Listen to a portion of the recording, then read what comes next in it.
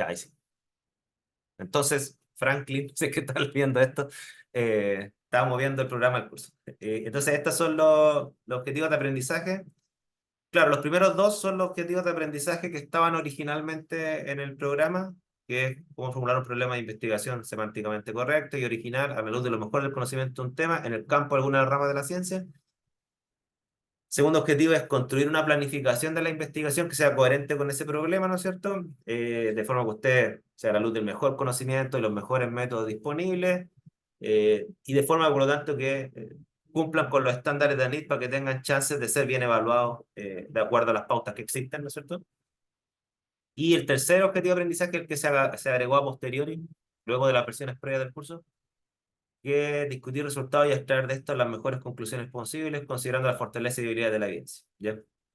De forma que obviamente lo comuniquen efectivamente en un artículo, que eso es muy, muy importante. Los artículos, por ejemplo, bueno, todos los que hemos publicado con cierta frecuencia, después uno se transforma como por defecto en evaluador y le empiezan a mandar a uno paper y las pautas de evaluación de los papers también, o sea, explícitamente a uno le piden evaluar eso, o sea, le piden evaluar, están las conclusiones evaluadas por evidencia.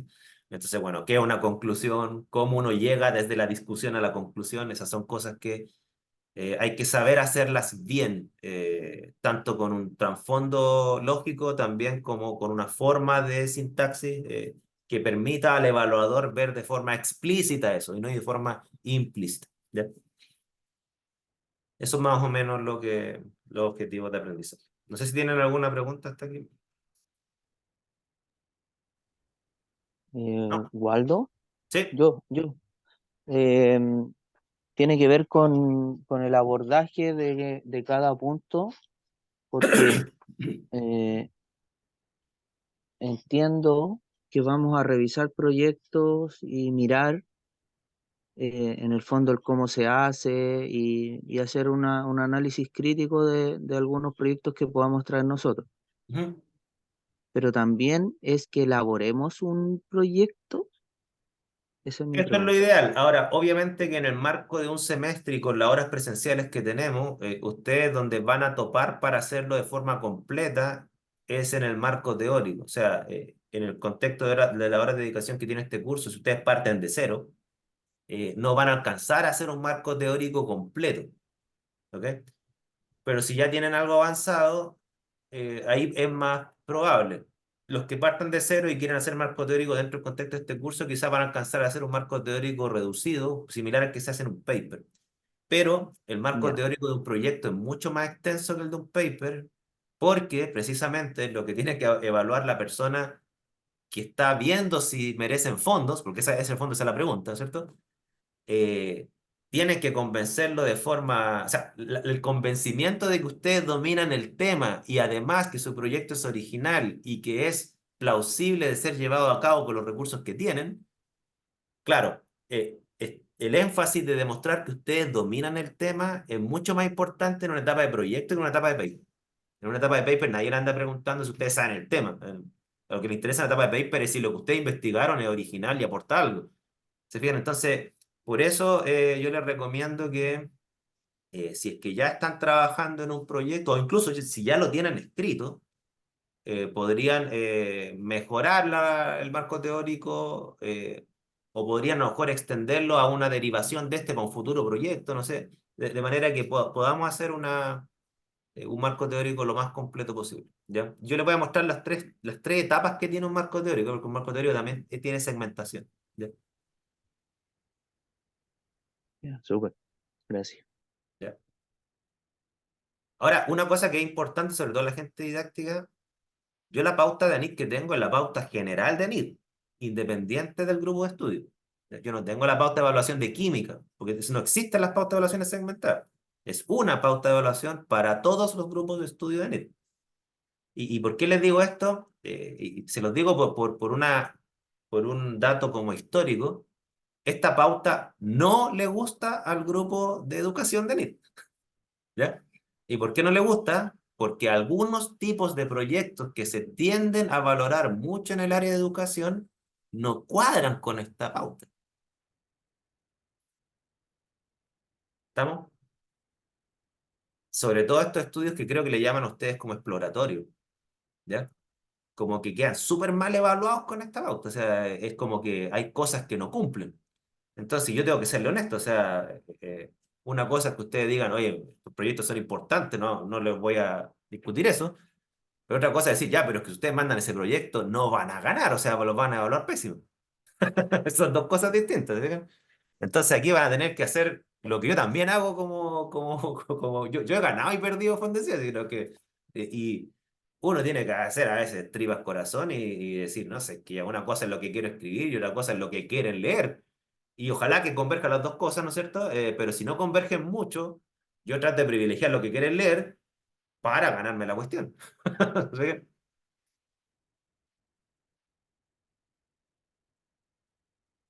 Eso. Y la evaluación, ¿no es cierto? Entonces vamos a hacer tres evaluaciones.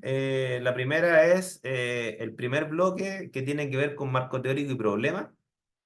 Entonces ustedes van a tener que hacer una presentación, decir, mira, este es el marco teórico, por lo tanto, este es el problema de investigación sobre el cual quiero formular mi proyecto. Y obviamente tengo que evaluar las dimensiones de qué tan ilustrado está su marco teórico, de forma que quede reflejada la originalidad del problema, el contexto, la importancia, la semántica de la redacción del problema también es importante evaluarlo.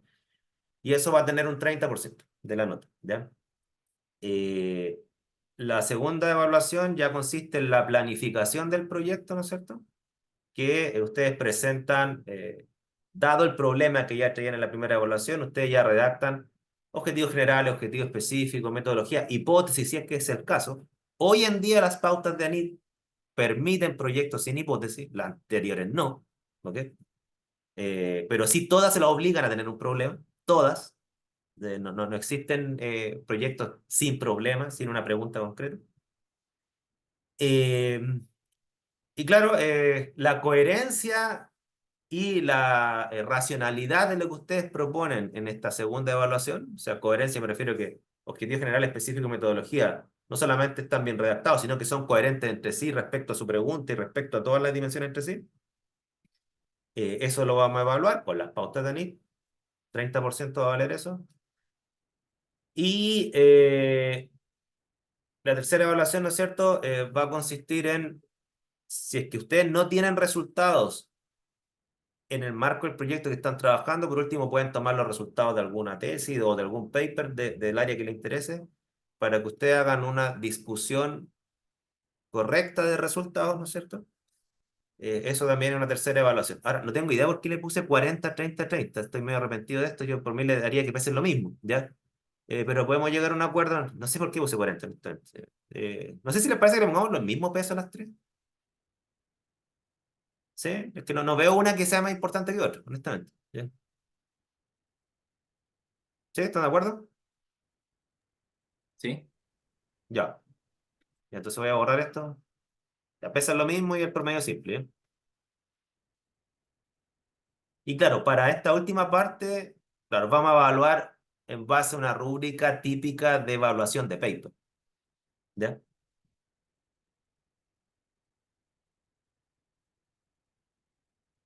Eso.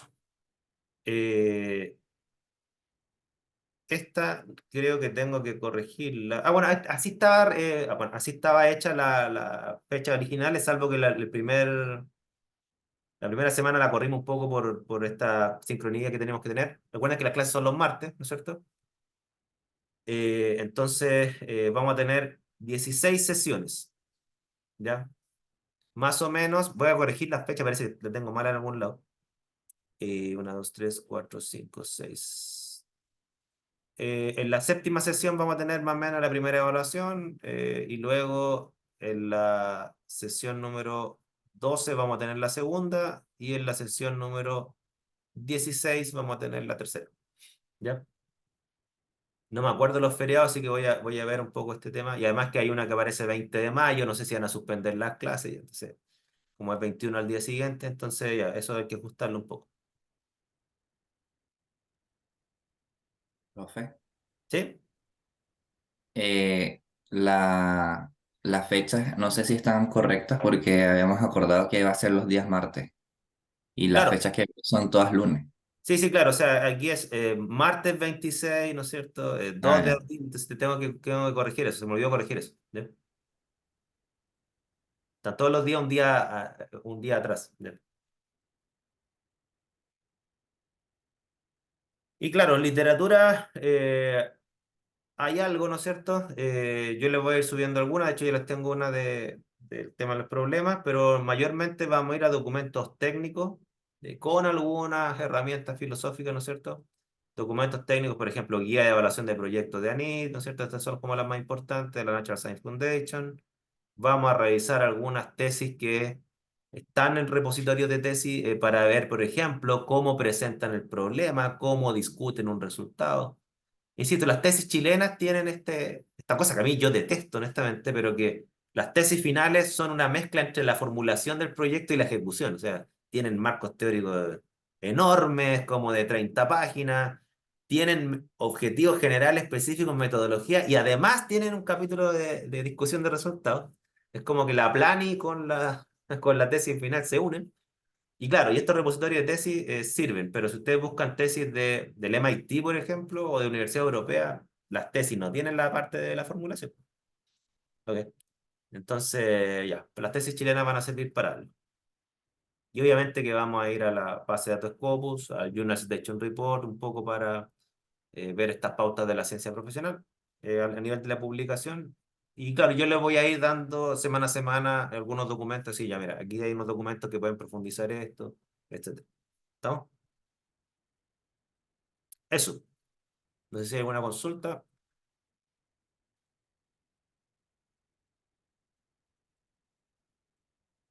No. Ya pues, comenzamos, ¿no? Vamos a empezar.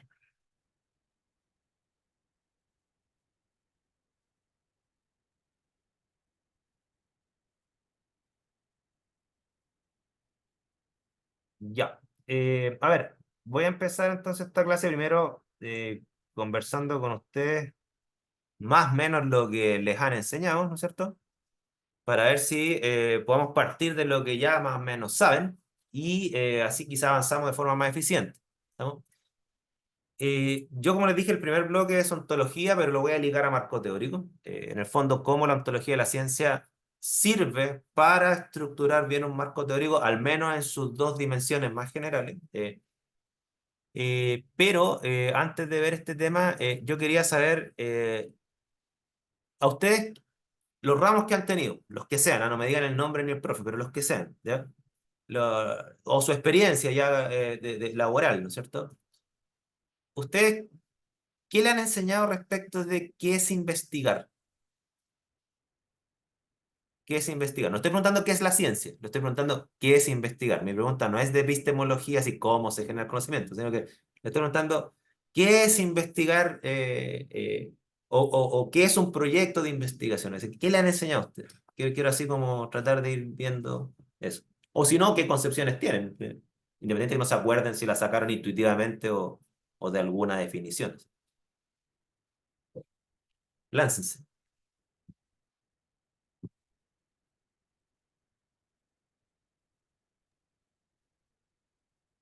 ¿Qué es Una investigar? A ver. búsqueda, una búsqueda Una búsqueda, ya, una búsqueda. ¿De qué? A ver.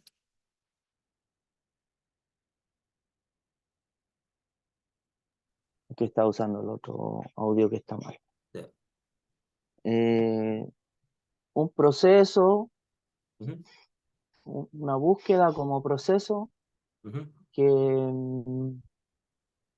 va en busca de respuestas a una pregunta o a un problema.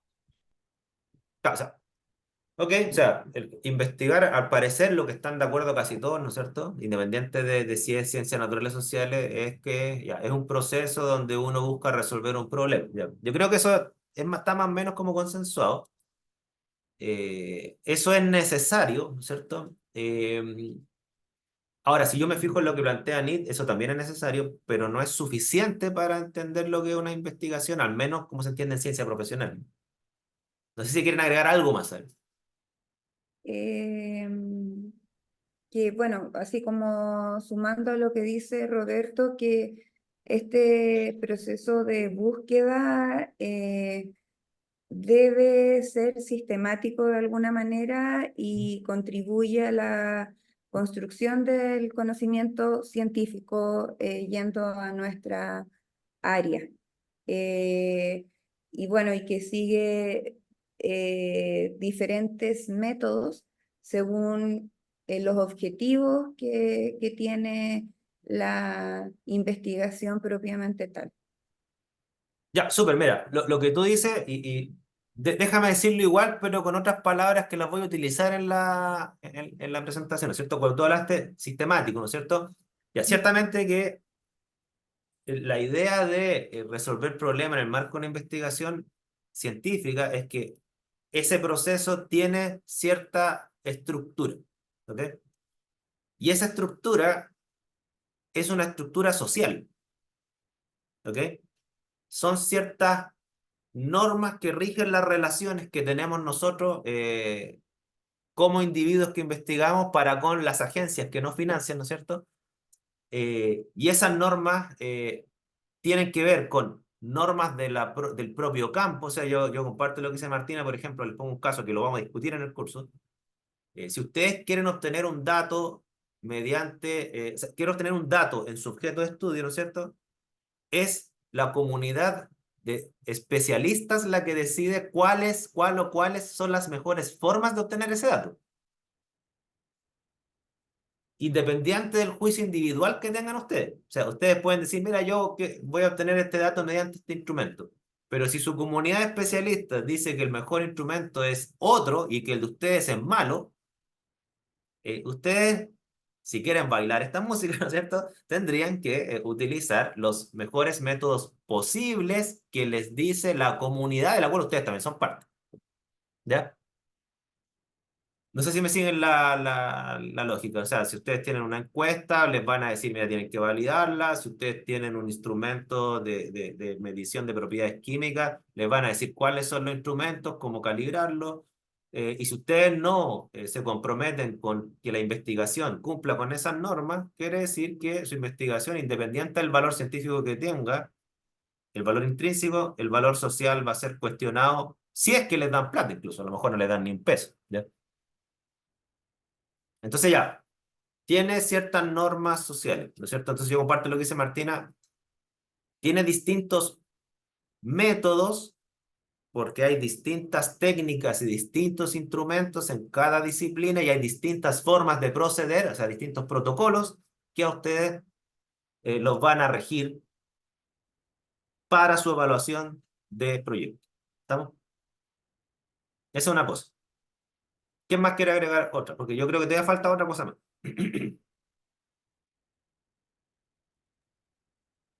Waldo, y que esto esté enfocado como para la construcción de conocimiento, como para aportar conocimiento en cualquiera sea la materia, o sea, la didáctica o ciencia básica, etcétera, es un elemento importante de la investigación, me imagino, o sea, como la novedad, el resolver una pregunta de investigación, o en el fondo aportar desde a veces quizás un espacio pequeño, pero significativo para responder ciertas inquietudes que aún no están resueltas en esta comunidad científica o social. Mira, antes de darle la palabra a Roberto, yo Ujú. lo que tú dices adhiero completamente, salvo que lo que tú dices es un tipo de investigación que no es el único que se presenta. ¿A qué me refiero? Vamos a ver, sobre todo cuando veamos formulación de problemas, que en general, si bien es cierto, yo considero que hay tres tipos de problemas para investigar en las agencias de evaluación de proyectos, solamente te aceptan dos. ¿Cuáles son las tres que yo considero que existen? Están las investigaciones que buscan describir el mundo, están las investigaciones que buscan comprender cómo funciona el mundo o un ámbito del mundo, una parte del mundo, ¿no es cierto? Y el tercer tipo de pregunta o de investigación son las que buscan intervenir el mundo, ¿ya? Desde el conocimiento, ciertamente, pero no buscan generar conocimiento, buscan aplicar el conocimiento para intervenir en el mundo, ¿ya? Estas dos últimas, las investigaciones que buscan comprender una parte del mundo o que las que buscan intervenir una parte del mundo, y con intervenir no me refiero solamente a hacer un dispositivo o que extraiga material. A lo mejor pueden ser dispositivos que extraigan información del mundo, y eso también es intervenir, ¿ya? Eh, Estas dos últimas son las que tácitamente se consideran en las pautas de evaluación. Las primeras, las que buscan solo describir el mundo, no solamente no se consideran las pautas, son mal evaluadas. Las consideran como algo preliminar que no debería presentarse para pedir fondos públicos. ¿Ya? Roberto. Primero, un paréntesis respecto de, mm, de lo último que acaba de señalar Waldo. Ujú. Significa que, por ejemplo, en un proyecto Fondesit de iniciación, tampoco se ve bien el tema de describir el mundo, caracterizar el mundo. Sigue siendo Claro, básico, muy mira, es básico. considerado cuando tú pones un proyecto en donde solo vas a describir tu objeto de estudio. Normalmente se le considera un proyecto poco profundo, poco significativo o que tiene un alcance demasiado particular. ¿Ok? Porque claro, cuando tú comprendes cómo funciona una parte del mundo, esa explicación, si es que concluyes que tiene cierto grado de verdad, tú la puedes extrapolar a sistemas similares, ¿ya?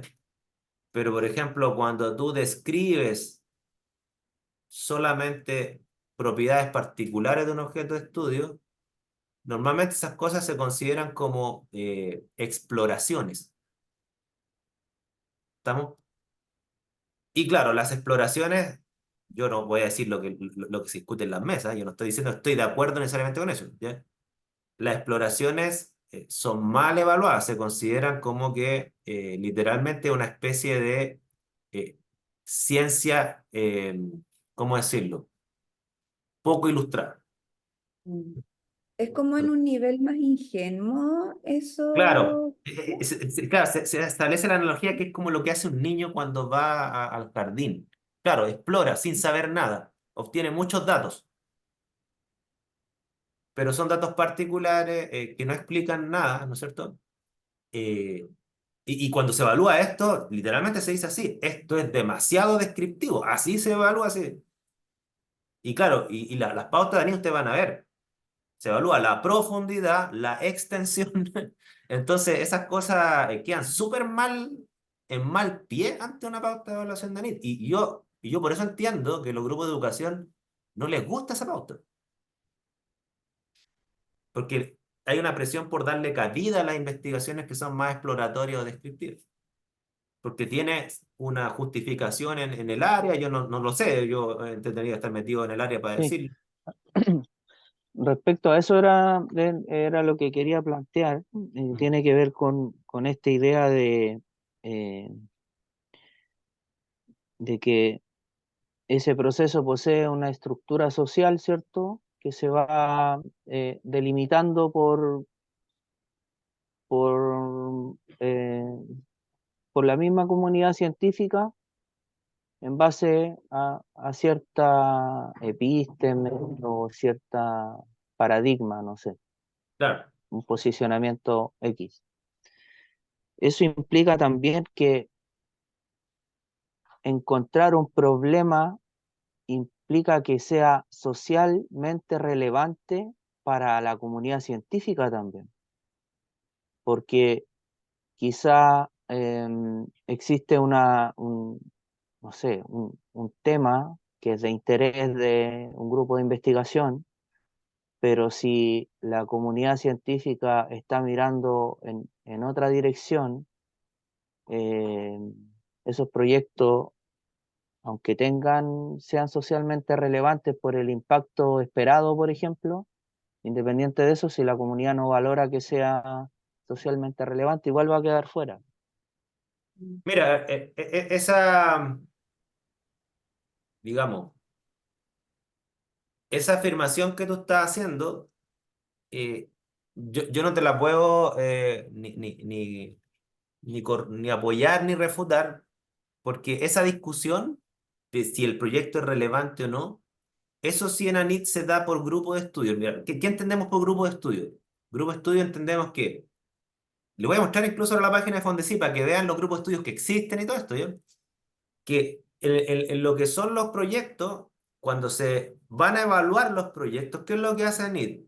Convoca a disciplinas y las empieza a juntar en grupos. Por ejemplo, yo soy de química analítica, los químicos analíticos los juntan con los químicos ambientales, los juntan con los electroquímicos, y a eso se le llama el grupo de estudio de química. Y en mi caso, química 2 porque hay un química 1 que agrupa lo orgánico, a lo inorgánico, etc. Entonces, cuando se empieza la discusión, que son normalmente discusiones de panel, si se presenta un proyecto y empieza la discusión de los representantes de ese grupo, ¿no es cierto?, de los cuales yo he participado, claro, yo te puedo decir, Roberto, lo que se considera socialmente relevante en mi grupo de estudio, como este es un grupo de casi ciencia básica, no es tanto que tenga una importancia social en el entendido que es algo que beneficia a las personas. Eso también es valorado, pero también es valorado que es socialmente relevante para la comunidad científica. O sea, por ejemplo, que genera un conocimiento nuevo, generaría un conocimiento nuevo en un campo que lo necesita porque ahí se sabe muy poco, ¿ya? Pero esas son las valoraciones que se hace en el grupo de estudio que estoy yo, ¿ya? Que yo dudo mucho que sean las mismas valoraciones que se hagan en el grupo de estudio de educación, por ejemplo, o en el grupo de estudio de filosofía. Bueno, filosofía y educación es un grupo de estudio, en todo caso, ¿ya? O en el grupo de ingeniería, por ejemplo. Ya porque hay un grupo de ingeniería 1, ingeniería 2, ingeniería 3, biología 1, 2, 3, está el grupo de astronomía, hay varios grupos. Entonces, efectivamente, ahí hay ciertas dimensiones de valoración que son propias de las disciplinas que están representadas ahí. Entonces, no creo que exista una valoración general como la que tú haces para todos los grupos. No me cabe duda que debe haber algún grupo que sí lo vea así, pero no creo que lo vean todos. De hecho, el grupo que estoy yo no lo ve así. Mm. Ya. Qué Martina, bueno. disculpa. Em, ah, no, estoy muteada. Quería preguntarte si es que, por ejemplo, el impacto o la novedad que pueda tener un proyecto de investigación, por supuesto, a ser evaluado por estos grupos de la NIT, ¿cierto? Va de la mano con los objetivos de desarrollo sostenible a nivel país. Por ejemplo, no sé, creo que son 17 objetivos de desarrollo sostenible como fin de la pobreza, hambre cero, salud y bienestar, educación de calidad, entre otros. Eso también va de la mano como con la factibilidad o con la adjudicación o la posibilidad de adjudicación que tenga un proyecto si tributa alguno de estos aspectos. Mira, en los Fondesit no, ¿ya? Porque como los Fondesit están centrados en la ciencia básica y un poco de ciencia aplicada, ahí no hay criterios predominantemente sociales, sociales en el sentido de fuera de la comunidad científica, ¿ya? Ahí hay Ujú, criterios mayormente disciplinares, o sea, siguen siendo sociales, pero sociales dentro de los especialistas, ¿ya? Donde sí existen esos criterios que le aportan valor a un proyecto son en los proyectos que son ya de carácter institucional. Por ejemplo, los FONDEF, porque no sé si ustedes saben, los proyectos están divididos respecto de eh, la ejecución de esto en dos. Proyectos individuales, o sea, que pertenecen al investigador, aunque esté albergado en una institución, esos son los FONDESI, ¿cierto? Y están los proyectos institucionales, donde por lo tanto el proyecto pertenece a la institución y claro, ahí hay ciertos criterios políticos, tanto nacionales como internacionales, que le dan valor a ciertos temas en pro de los intereses ya fuera de la comunidad científica. Y por eso, por ejemplo, no sé, pues existen los proyectos anillos bicentenarios para energía renovable. Ya, existen los proyectos FONDEF para la inclusión. O sea, y ujú, ahí vienen con nombre, apellido en ciertos temas o incluso les dan valor a algunas dimensiones del objetivo Pero esos son proyectos institucionales. O sea, por ejemplo, si yo me ganara un Fondef, pero el Fondef no sería mío, sería de la PUCD. Y si yo renuncio a la PUCD, el Fondef queda acá, en la PUCD. Y lo tomará otra persona. Pero si yo me gano un Fondesí y renuncio a la PUCD, yo me llevo mi Fondesí a la otra institución. ¿Ok? Entonces, por eso los criterios son distintos, ¿te fijas? Aquí los criterios son disciplinares y los criterios son más políticos sociales, por así decirlo. De hecho, si usted, mira, aquí le estoy mostrando esta página, es la página del Fondesí, y aquí, fíjense, aquí aparecen los grupos de estudio. Aquí, aquí pinchan acá, en esta parte de la derecha, ¿no es cierto? Si pinchan, también de ahí, ¿no es cierto? Sí. Pinchan acá, aquí aparecen los grupos de estudio, y aquí estamos, ¿se fijan? Estos son todos los grupos de estudio que hay. Yo estoy en en Química 2, pero fíjense, hay sociología, psicología, salud y producción animal, medicina, grupo 1 y grupo 2, 3 lo unieron. Yo el grupo más raro que he visto es el de matemáticas, ¿ya? Es el que tiene las formas de evaluación más distintas respecto de todos los otros grupos. ¿Ok? Eh, literatura, filología, lingüística, etcétera. Hay 3 de ingeniería, uno de historia, uno de geografía y urbanismo, hay física teórica experimental, hay una de filosofía de reeducación. ¿Se fijan? Hay de todo. Hay de todo. Pero claro, como hay una pauta general, ¿por qué se construyó así?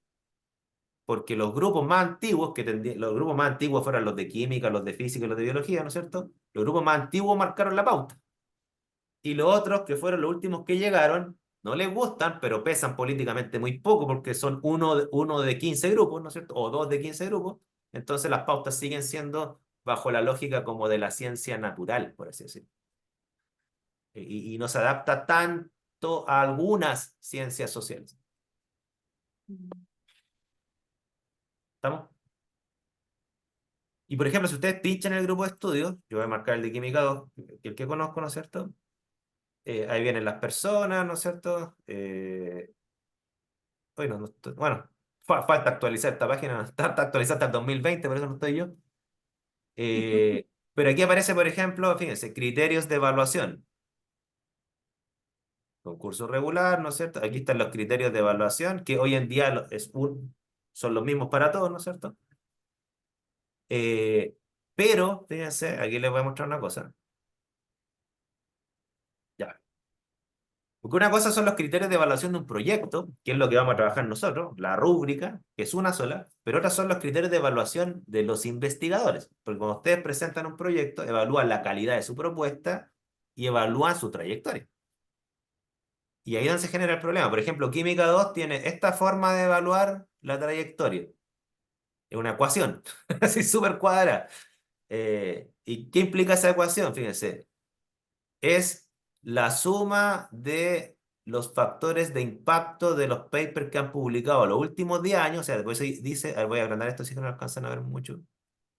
Ahí. Es la suma de los factores de impacto de los últimos, de 10 papers que ustedes tienen que elegir, que tienen que estar dentro de los últimos 5 años. Usted no puede elegir 10 papers de hace 20 años atrás. Bueno, ustedes son muy jóvenes, no creo que tengan papers de 20 años atrás, pero yo todavía tengo uno. No de hace 20 años atrás. Y claro, dividido por el factor de impacto promedio de la disciplina, y eso se multiplica por 1 si es que ustedes son coautores de ese paper, o por 2 si es que ustedes son primer autor o autor correspondiente. Fíjense la cuestión matemática. Entonces, si ustedes empiezan a publicar, traten de ir como primer autor o autora, o como autor correspondiente, el que lleva el asterisco, ¿no es cierto? Porque eso se multiplica por 2. Si es que quieren concursar en este grupo. Si quieren concursar en otro, las normas no son necesariamente igual. Esta ecuación predomina en casi todas las ciencias naturales. Dale, Martín. Tengo una pregunta, pero como un poco salida Sí, dale. de la ecuación. Por ejemplo, que me la hacía ayer y la hacíamos con una colega, Ujú, cuando se publica, por ejemplo, voy a inventar un paper entre nosotros, Quirós y ujú, Valencia, ujú. 2024, ojalá. En ese caso, ¿los dos somos primeros autores o tú eres el primer autor y yo soy la segunda autora?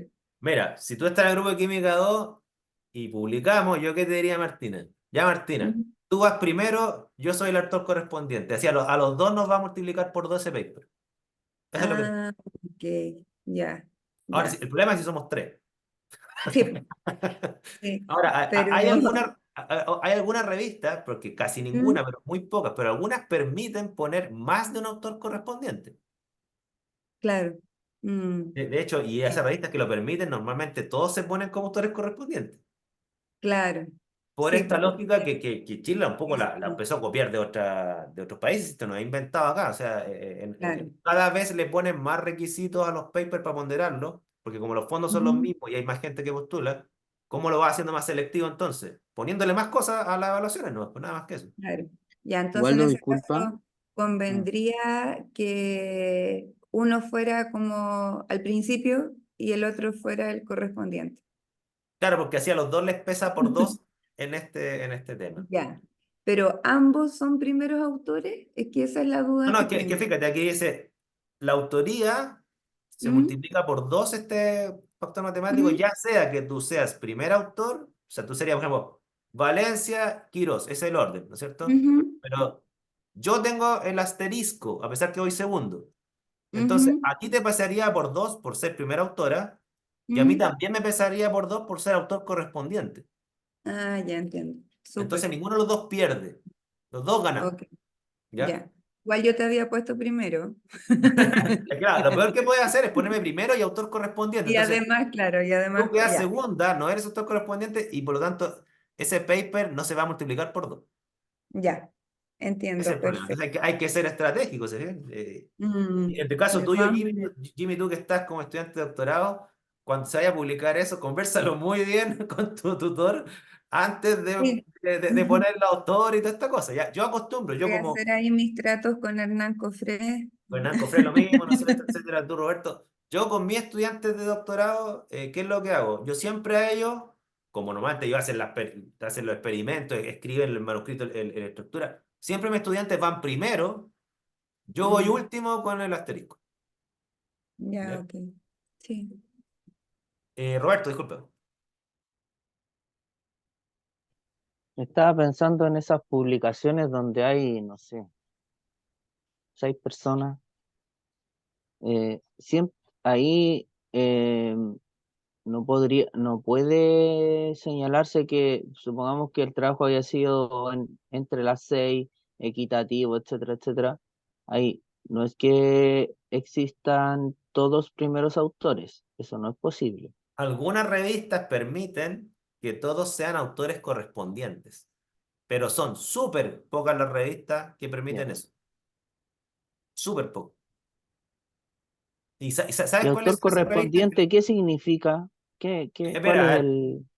autor correspondiente quiere decir que es la persona a la cual se le contacta y va al correo y todo, y su información está en el paper para que lo contacten, literalmente. Y claro, y se tiende eh, a, a que el autor correspondiente sea el profe.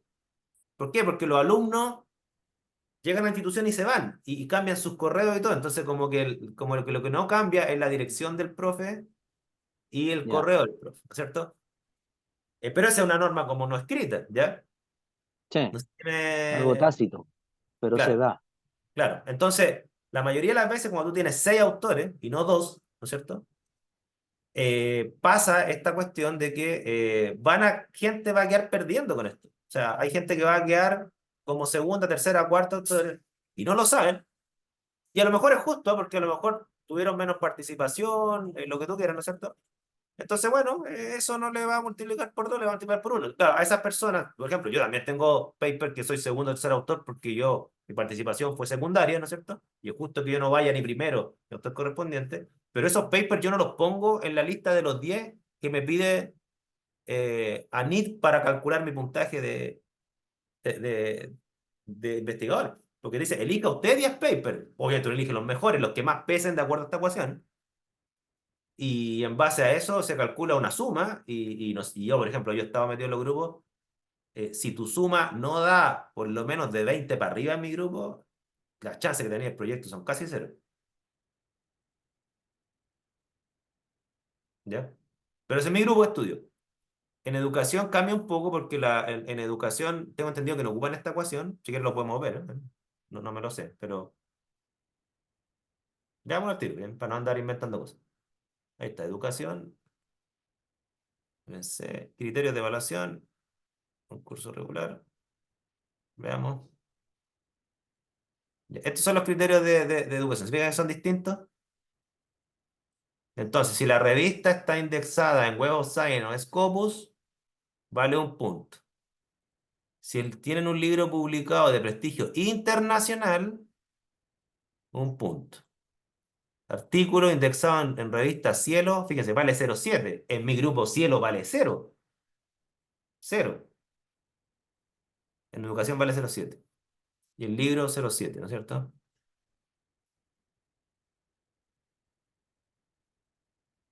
Ahí están los criterios. Son distintos, ¿se fijan? Entonces ustedes tienen que saber cómo baila, cómo es la música en su grupo de estudio y hacer su trayectoria y la elección de sus papers coherente con eso. Si no, van a tomar una mala decisión. ¿Ya? Más consulta, por favor. Sí, Martina.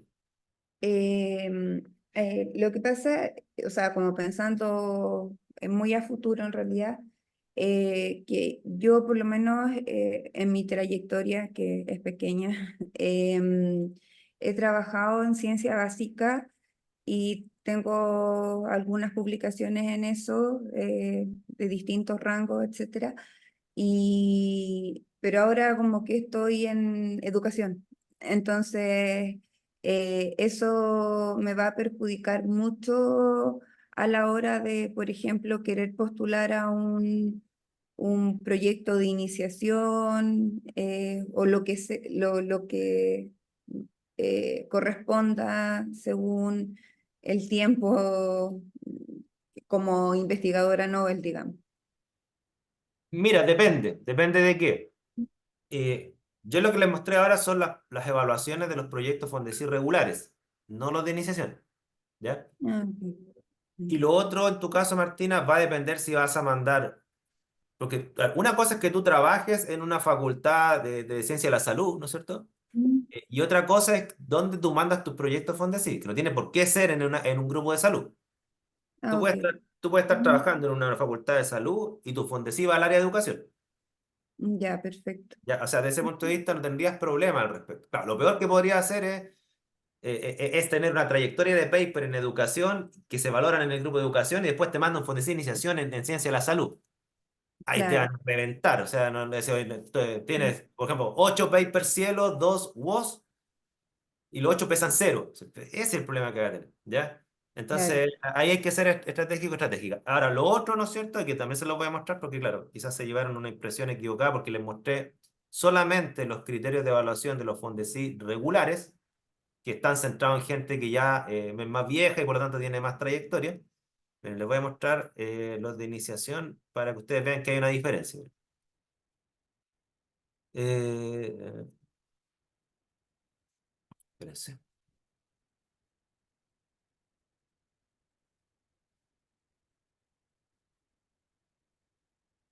Carlos. Ya. Como está medio desactualizada la página, les voy a mostrar esto. Esto ha cambiado. Por ejemplo, miren. Ya, estos son, miren, incluso antes de la iniciación, los postdoctorados. ¿Ya? Que mucha gente pasa de salir de su doctorado a postular un postdoctorado, después del postdoctorado pasan a una iniciación y después de iniciación pasan a regular. Si ustedes se fijan, eh, aquí la ecuación no es exactamente igual. ¿Ya? Por ejemplo, aquí en la suma de los factores de impacto, no les ponen un tope de paper, no dicen de elija 10, ¿no es cierto? Pero se deja agrandar un poquito esto. Y el factor de impacto no está dividido por el factor de impacto promedio de esa categoría de paper. Claro, porque se entiende que una persona que está estudiando un postdoctorado no va a tener 10 papers, probablemente. ¿Ya? Entonces, que sume todo, ¿no? Deja, ¿no? Sí pesa la autoría, ¿ya? Ahora, hay una norma que salió hace como 2 o 3 años atrás que no está acá porque no está actualizada la página. Por ejemplo, para los fondos de iniciación se hizo lo siguiente. Se hizo una escala como una especie de rúbrica, por así decirlo, de trayectorias, en donde, por ejemplo, si un investigador, estoy hablando de mi grupo de estudio, que el que conozco, si un investigador postula un fondo de iniciación y tiene, supongamos, creo que era algo así como dos papers del cuartil más alto de impacto de su categoría, y primer autor, dos papers solamente, tiene el máximo puntaje de trayectoria en publicación. Ahora, si no tiene paper del cuartil 1 y tiene paper del cuartil 2 o 3, se empieza a pedir más. Por ejemplo, no, tiene que ser 4 paper Q2 o 6 paper Q3. ¿Sí? Entonces, no se evalúa tanto la cantidad de paper, sino que la calidad del paper. ¿Ya? Tanto del cuartil, o sea, que esté en el impacto más alto, como de si está como primer autor o autor correspondiente. En los fondos regular es una suma. Entonces, claro, primero, es muy poca gente que tiene 10 papers en los últimos 5 años. O sea, quiere decir que hay que publicar 2 papers al año y no todos tienen eso. Y además 2 papers al año como primer autor, esos 2 papers es menos probable aún. Entonces, claro, ahí se evalúa más la trayectoria. ¿Ya? Como primer autor o correspondiente. O correspondiente. ¿O no? Eso es mi grupo de estudio. Ojo. Los matemáticos son especiales. Los matemáticos, ellos eligieron cuáles son las mejores revistas y da lo mismo si son WOS, da lo mismo el índice de impacto. Ellos son especiales. No les interesa esta métrica, esta metrología científica. La cienciometría les da lo mismo. ¿Bien? Más preguntas, por. ¿Por qué les pregunto esto y por qué es buena esta discusión? Porque estaba hablando que quiere investigar, ¿no es cierto? Y la idea es abordar problemas, pero, como le decía, bajo una estructura de normas que pone la comunidad de especialistas. Y esa estructura de normas, bueno, ustedes la acaban de ver, hay normas para evaluar sus trayectorias y listo, y les guste o no, pero esas son las normas. Y si las quieren cambiar, tendrían que ustedes entrar a ese sistema y presionar para cambiarlas, pero es un juego político. ¿Ok? Y también las normas de evaluar cómo ejecutar su proyecto, o sea, cómo realmente se deben hacer las cosas de acuerdo a su disciplina, a los estándares que impone su disciplina. Hay disciplinas que son muy complicadas en términos metodológicos, o sea, son súper cerradas, tienen como códigos de métodos, cómo se tienen que aplicar, dónde, cuándo, con qué. Probablemente en educación es muy así, en química analítica, que está Jimmy y yo, bien, son súper complicados con esa cuestión, cómo validan las cosas y cosas por el estilo. Quizás en otras disciplinas no tanto, pero bueno, ustedes tienen que estar enterados de eso, ¿ya? Y claro, la tercera cosa que es la que faltaba, o sea, una investigación es tratar de resolver un problema, ¿no es cierto? Un proceso de resolución de problemas y en base a las normas disciplinares de la comunidad, pero también sobre la base del mejor conocimiento disponible de lo que se sabe de mi tema y de lo que se sabe de los mejores métodos disponibles. ¿Ya? O sea, es una búsqueda de resolver problemas de forma ilustrada. Esa es la ilustración. Y se evalúa mucho en los proyectos eso. O sea, realmente ustedes hicieron una revisión exhaustiva de lo que se sabe de el tema relacionado con su problema, de forma que lo que ustedes están proponiendo se sustenta sobre eso. Esas son unas dimensiones, pero muy críticas. Cuesta muy poco hacerlo bien, pero hacerlo mal cuesta mucho. ¿Ya? Se lo digo así de antemano. ¿Ya? Y a veces pasa que uno ve que hay estructuras de proyecto que le ponen mucho énfasis a eso, pero le ponen énfasis en el sentido que escriben muchas cosas, pero no son explícitos para decirle al evaluador, mire, por eso lo mío es original. Yo me sustento explícitamente de esto que ya se sabe. Esos mensajes que hay que darlo explícito, a veces hay mucha dejadez al respecto en gente que formula proyectos. Piensan que, bueno, es obvio que yo me base en esto. No, no es obvio, tienes que decirlo. ¿Ya? Entonces, eso también vamos a ir trabajando. ¿Ya? Entonces, Eh, sí, sí, dale nomás, interrumpa. Osvaldo, sí, lo otro es que pensaba en el tema de los concursos y claro, algunos son, eh, de investigación, pero otros también buscan como la innovación o ¿Mm? desarrollo de soluciones. Claro. En, en cualquiera de los casos, la fuerza del marco teórico y el marco metodológico es un criterio que va a tener el grupo de estudio, va a estar mirando en profundidad, siempre. Siempre te van a evaluar la originalidad y siempre te van a evaluar que lo que tú propones, incluso en el campo de la ciencia aplicada a la innovación, eh, está basado en lo mejor que se sabe del tema. ¿Ya? Y eso tienes que no solo escribirlo, sino que ser explícito y majadero de eso. ¿Ya? De hecho, yo he visto técnicas, y se las voy a mostrar, así que yo la he copiado en parte. Así, poner en negro las frases clave, así como quien pone los mensajes, así como ponerlo en negro, así, esta es la primera vez que se daría esto, nadie ha logrado estas cosas, de toda la revisión que se ha hecho, no se ha podido ir de aquí a acá, y lo ponen así como bien explícito, referencia, referencia, referencia. Nosotros seríamos los primeros que estaríamos centrándonos en esto mediante estrategia, negro, negro, negro. Eso hay que hacerlo así, si es que quieren ser bien evaluados. ¿Ya? Entonces no es un marco teórico así como neutro, es un marco teórico intencionado. ¿Ok? Y estas son las tres partes del marco teórico, o sea, entregar el contexto, ¿no es cierto? El contexto de donde se inserta mi problema. Si tiene alguna importancia, no solo social, como decía Roberto, sino que para la disciplina también hay que decirlo. O sea, decir, mira, este es el contexto. No sé, le voy a mostrar un ejemplo. La estrella, ya, la estrella. Esta es la importancia, porque en realidad en el marco de la astronomía se sabe muy poco de la estrella. Y por lo tanto, esto es lo original que estoy proponiendo. Nosotros lograríamos un avance. ¿Ok? Porque los que lo han intentado han llegado solo hasta acá. A eso me refiero, contexto, importancia y originalidad. Normalmente un marco teórico en un paper está solamente centrado en esto, ¿ya? Pero un marco teórico en un proyecto tiene que hacerse cargo de las dos cosas anteriores. ¿Estamos? Les voy a poner un ejemplo, así, pero con frases nomás, no es un marco teórico así como un papel, porque no vamos a andar leyendo una lata, a pesar que el documento que le voy a subir, yo tengo escrito esto, ¿no es cierto? Y les voy a poner un ejemplo, miren. A ver, denme un segundo.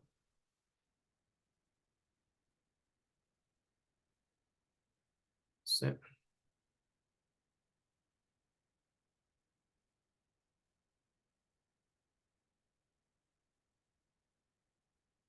Acá. Ya, en el libro que escribí, yo tomé este ejemplo. Ven, ya. Estas son preguntas ontológicas, entre paréntesis. ¿Ya? El contexto, ¿no es cierto? Serían preguntas de naturaleza ontológica. Es decir, ¿cuál es mi objeto de estudio? ¿Ok? ¿Cuál es mi objeto de estudio? Sí, mira, esta investigación se trata de, no sé, bueno, el Alzheimer en humanos. Entonces, mi objeto de estudio son los humanos, pero particularmente el Alzheimer en humanos. ¿No es cierto? Ese es mi contexto, ¿no es cierto? Eh, Uno dice, bueno, ¿y qué propiedades relevantes para mi investigación posee mi objeto de estudio? Ese es el contexto. Listo, ustedes van a decir, este es mi objeto de estudio, estas son las propiedades relevantes de mi objeto de estudio, cuáles son los estados y procesos relevantes de mi objeto de estudio, cómo concatena efectos en el entorno mi objeto de estudio. Esas son preguntas generales que uno hace y normalmente ese tipo de preguntas uno no las pone citando paper normalmente. Uno las pone citando mayormente libros, conocimiento un poquito más maduro. Sí, Martín. Sí, disculpa, Waldo, que me quedé con la diapo anterior. Sí, Es porfi que se me había no alcancé a anotar. dale, dale, claro. Claro, yo le decía, toda investigación tiene un objeto de estudio, o sea, es decir, y es un principio ontológico, es decir, uno investiga la realidad y en la realidad lo que hay son objetos o sistemas de objetos. ¿Ok? Por lo tanto, uno, como yo digo en mis clases de ontología, uno no investiga el amor, uno investiga personas enamoradas, ¿no es cierto? Entonces uno tiene que tener claro que yo no puedo formular un proyecto respecto al amor. Yo no puedo formular un proyecto respecto de, no sé, pues, respecto a la temperatura. No, yo tengo que formular un proyecto respecto de la temperatura de un cuerpo. ¿Ya? Entonces, tengo que tener muy claro el objeto de estudio. Y eso, por mucho que ustedes lo tengan en su cabeza, tiene que quedar explícito en el escrito. Si eso es lo importante. Lo importante no es que ustedes lo entiendan, es que ustedes lo sepan comunicar. ¿Ya? Y además hay que entender que uno no investiga todo un objeto de estudio, uno investiga algunas características de un objeto de estudio. No hay una investigación que se pueda hacer cargo de todo. Por ejemplo, yo investigo los perros, pero no investigo todo de los perros. Yo investigo, por ejemplo, el comportamiento de manada de los perros. Ya, yo no estoy investigando cómo los perros comen, no estoy investigando cómo los perros responden a la agresividad, no, yo estoy investigando un aspecto concreto de los perros. O sea, objeto y variable, o par de variables, ¿no es cierto? Eso es muy, muy importante. Y eso tiene que quedar plasmado en el marco teórico, en la pregunta, en la hipótesis y en el objetivo. Ese es un hilo que tiene que quedar, pero como una línea clarísima y coherente. ¿Ya?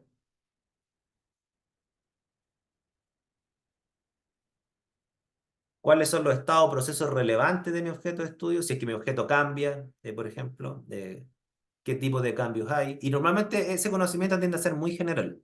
¿Con cuáles objetos interacciona, no es cierto? Porque normalmente uno, en investigaciones profesionales, uno rara vez estudia un objeto aislado, uno lo estudia en un sistema, ¿no es cierto? Les pongo un ejemplo, pero ya, aquí tengo un caso. ¿Qué es el Alzheimer? Yo tengo que decir, mira, el Alzheimer a lo mejor es un estado de enfermedad. ¿Quiénes lo presentan? Lo presentan seres humanos o en general seres vivos cerebrados. Y cuando digo es un estado que consiste en estas características, ¿no es cierto? Lo presentan este grupo de personas. ¿A cuántas personas afecta en el mundo? Ya, ese es el contexto de la importancia. Mira, el 20% de las personas a nivel mundial desarrollan Alzheimer en todas las civilizaciones, en todas las culturas, independiente de su raza, independiente del grado de desarrollo que tenga el país, etcétera. Ese es el contexto más la importancia. ¿Te fijas? Y rara vez uno cita paper acá. A lo más citará un review, cuestiones más generales. ¿Ya? A veces uno cita un libro, porque este ya es conocimiento ancestral. Ese tipo de conocimiento más ancestral, o sea, de la ciencia madura que ya ha superado varias validaciones y ya se transformó en libros que se enseñan en los cursos, ¿no es cierto? Bueno, eso normalmente es lo que va ahí. No va más que eso. Y ese tipo de conocimiento no va en los papers, normalmente. Va en los proyectos de investigación. ¿Ya?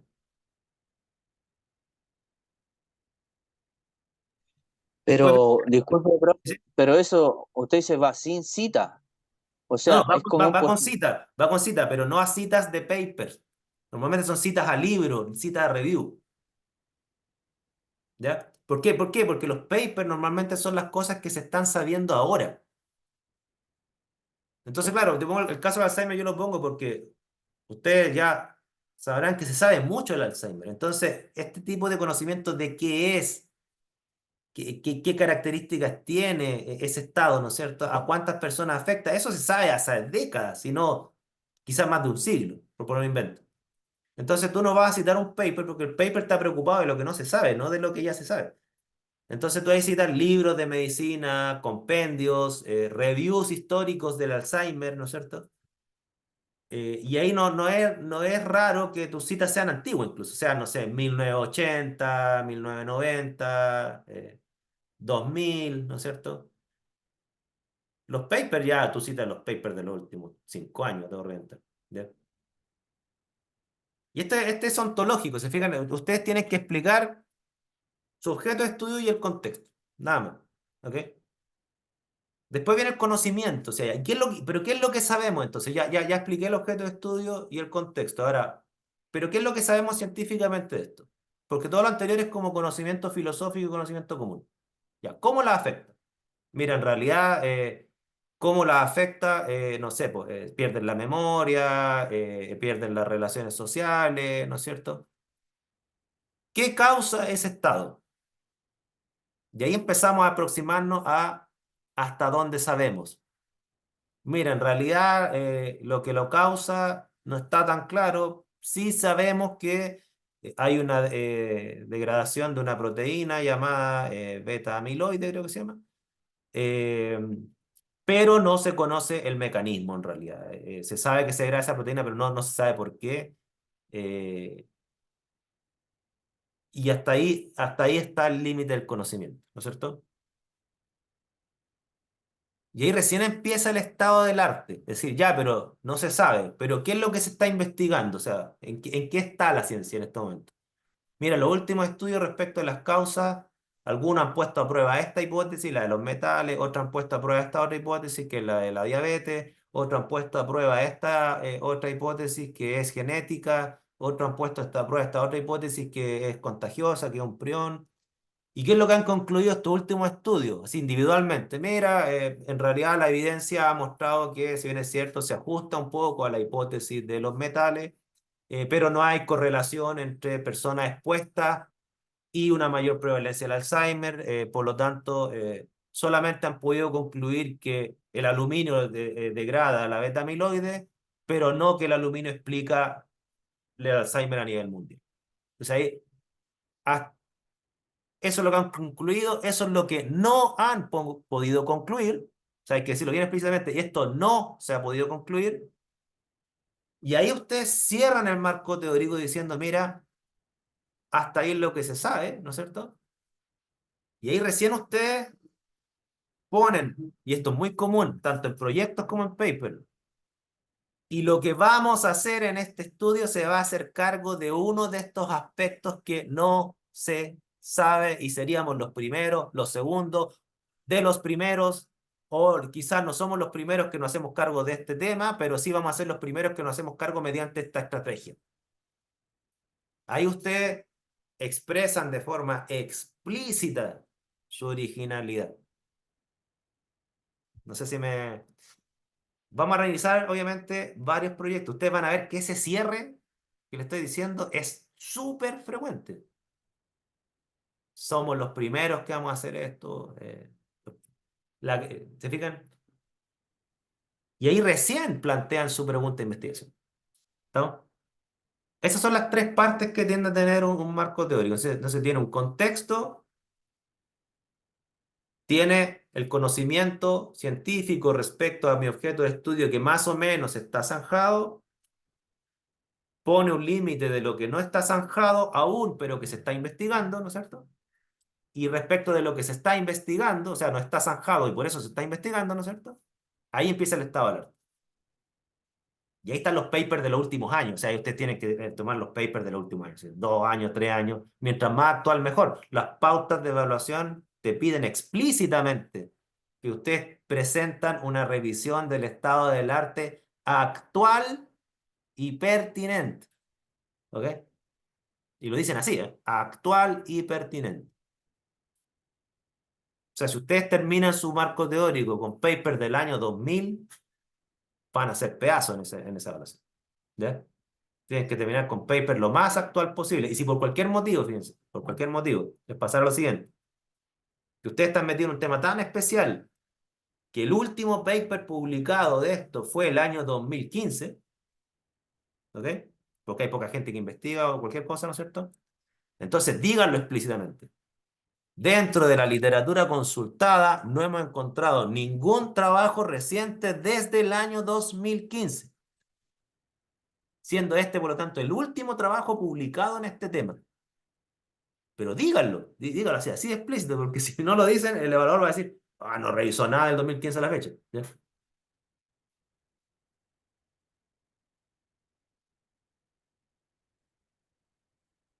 Consultas, comentarios hasta acá.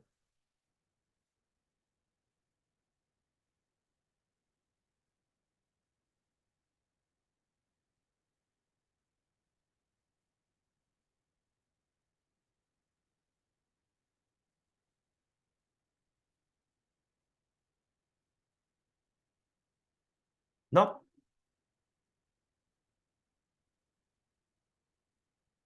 Bien, entonces lo que les voy a mostrar en los segundos que quedan, denme un segundo, o sea, los minutos que quedan, es lo siguiente.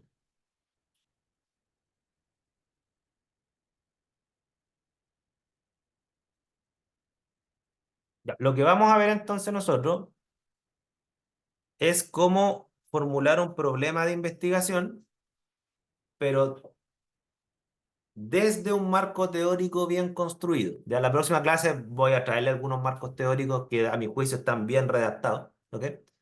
Y vamos a ir destacando por qué están bien redactados y cómo eso nos lleva ineludiblemente a una pregunta de investigación que debe ser coherente con lo que estamos viendo.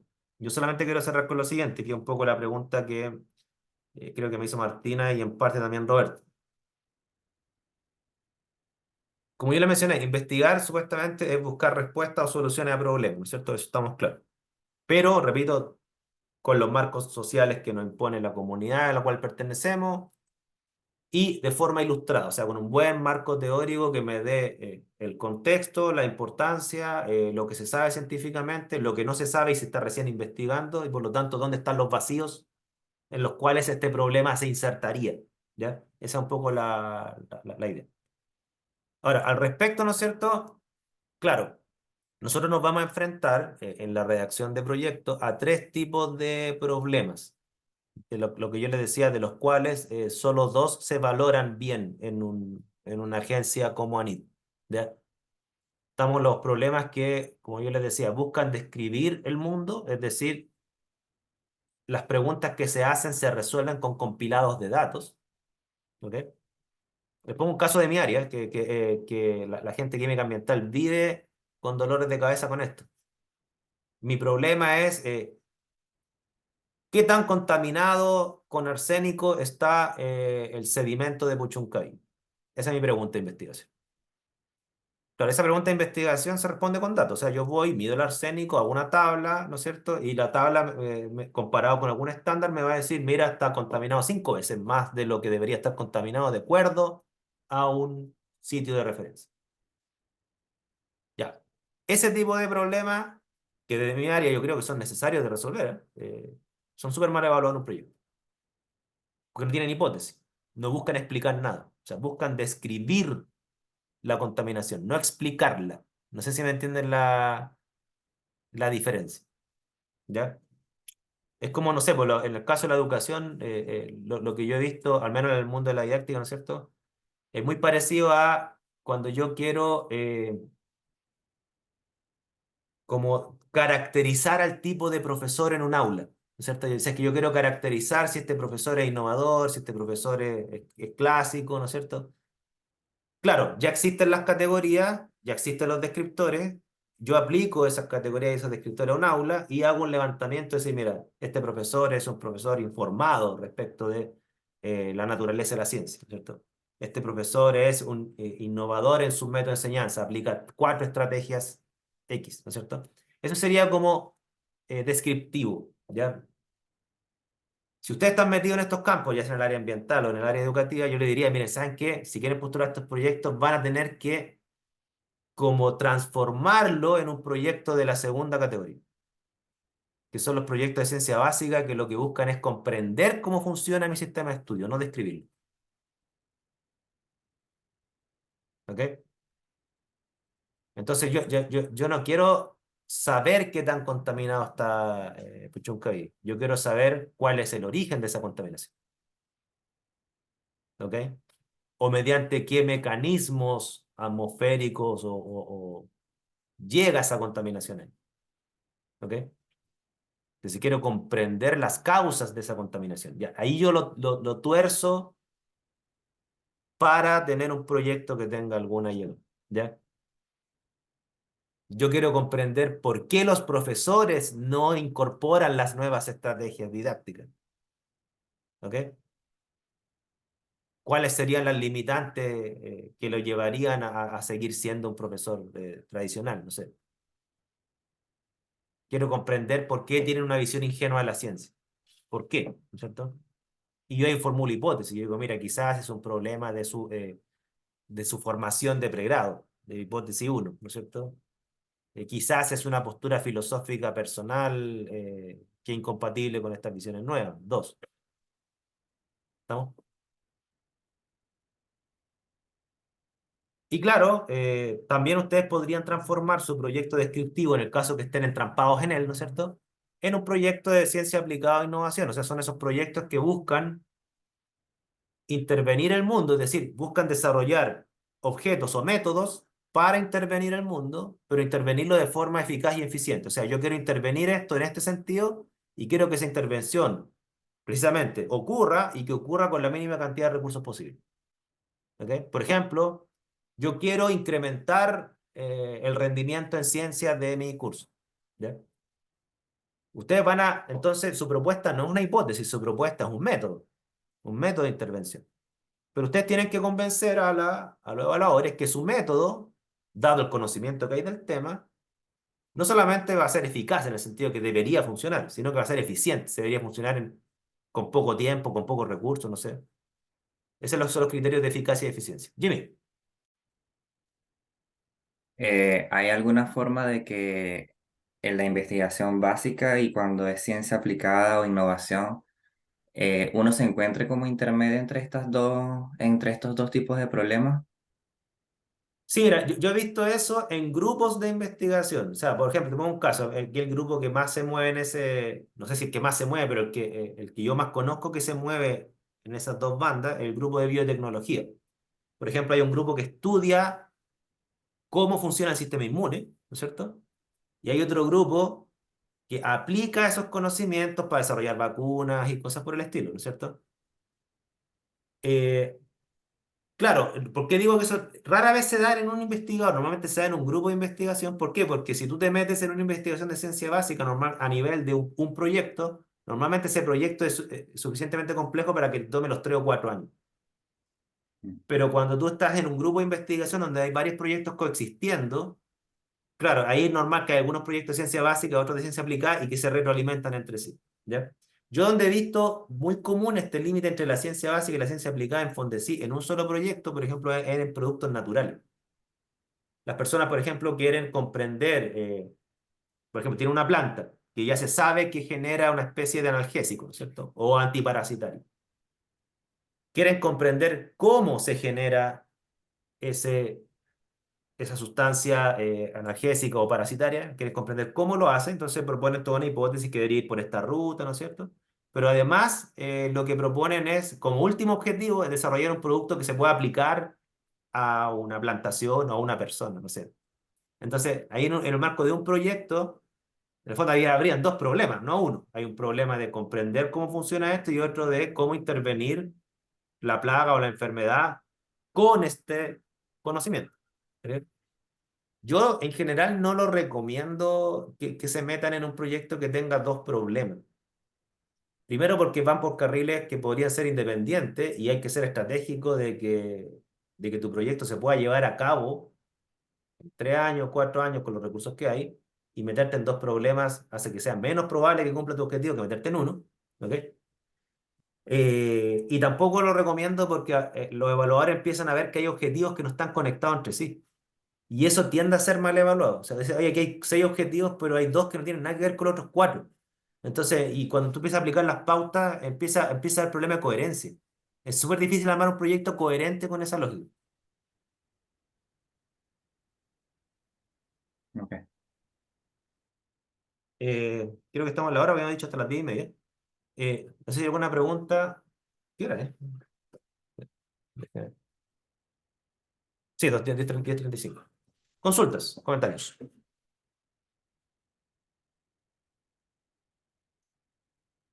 Ya, entonces, les voy a pedir para la próxima clase que si es que pueden, ojalá podamos analizar marcos teóricos y problemas que traigan ustedes, porque ya les voy a empezar a dar criterios de cómo se formula bien un problema, les voy a mostrar las pautas de evaluación de cómo se evalúan los marcos teóricos, ¿no es cierto?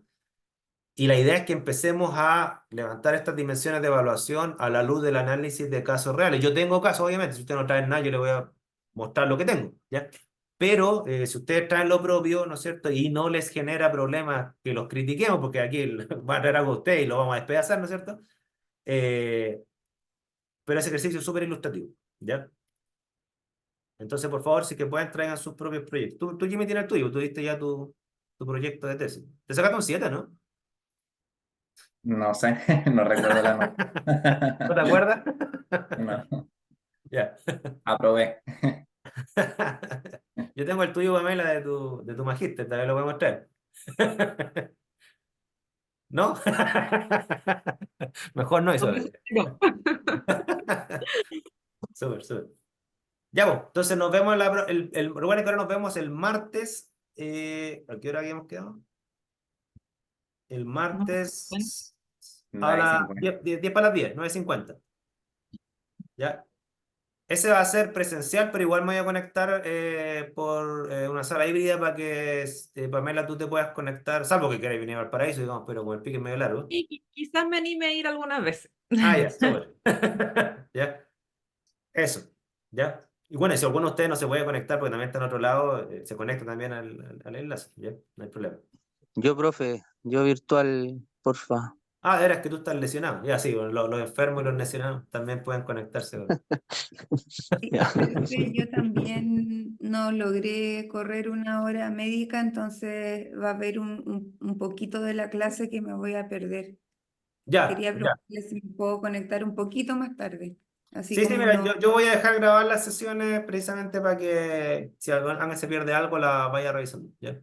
Ya, súper, muchas gracias. Listo. Nos vemos. Chao, chao. Chao, que estés bien. Gracias, Chao. profe, que estén bien. Chao, Gracias. chao. Chao. Chao, Pame, gusto verte. Chao, Jimmy. gusto verte. Chao, chao. Chao a todos.